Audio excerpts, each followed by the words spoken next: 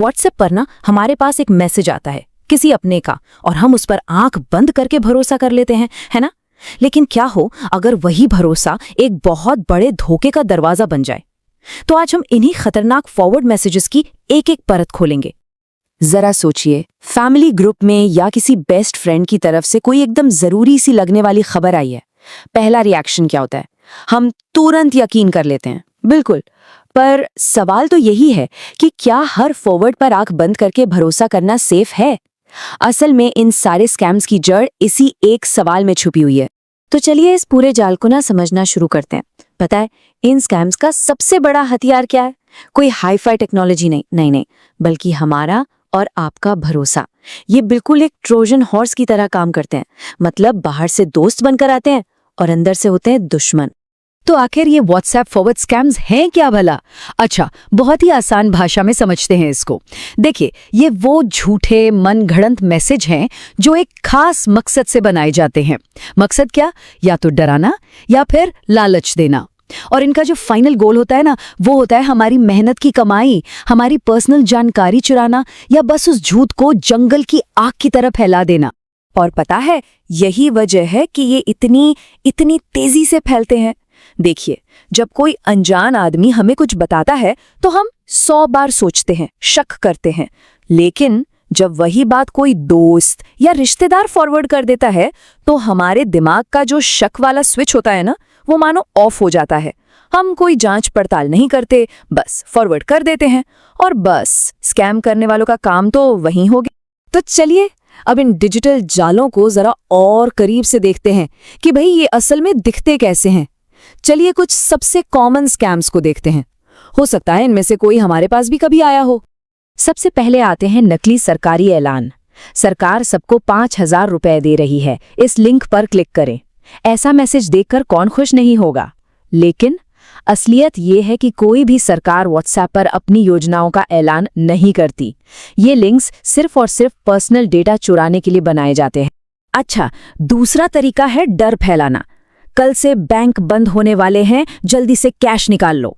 इस तरह के मैसेज पैनिक मतलब घबराहट पैदा करने के लिए बनाए जाते हैं ताकि लोग बिना सोचे समझे इस पर यकीन कर लें।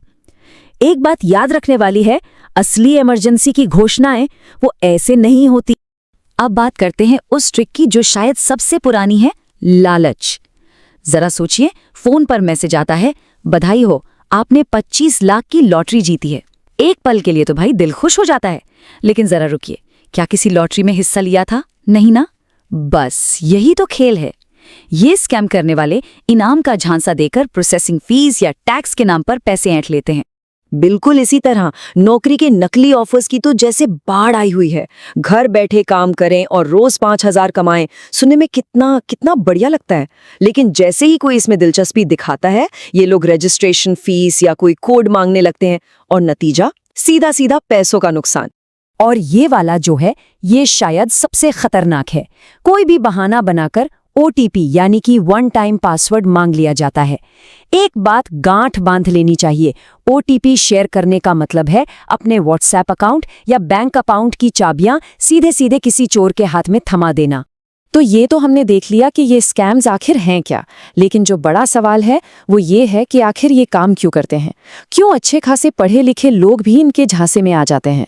इसका जवाब ना हमारे दिमाग के काम करने के तरीके में ही छिपा है। देखिए, ये स्कैमर्स कुछ साइकोलॉजिकल ट्रिगर्स का इस्तेमाल करते हैं। सबसे पहला है भरोसा, क्योंकि मैसेज किसी अपने का है। दूसरा है इमोशन, मतलब डर या लालच, जो हमारी सोचने समझने की शक्ति को कम कर देता है। तीसरा है पहचान, क्योंकि मैसेज हमारी अपनी ही भाषा में होता है तो अपना सा लगता है। और चौथा है फेक अथॉरिटी, जैसे मैसेज में लिख दिया जाता है ये वेरीफाइड खबर है, ताकि हमें यकीन हो जाए। लेकिन अच्छी खबर ये है कि इन सभी जालों से बचने के तरीके भी हैं और वो बहुत ही आसान हैं। तो चलिए अब बात करते हैं उस डिजिटल शील्ड की, उस डिजिटल ढाल की, जिसे अपनाकर हम सब पूरी तरह से सेफ रह सकते हैं। तो सवाल है, इनसे बचें कैसे?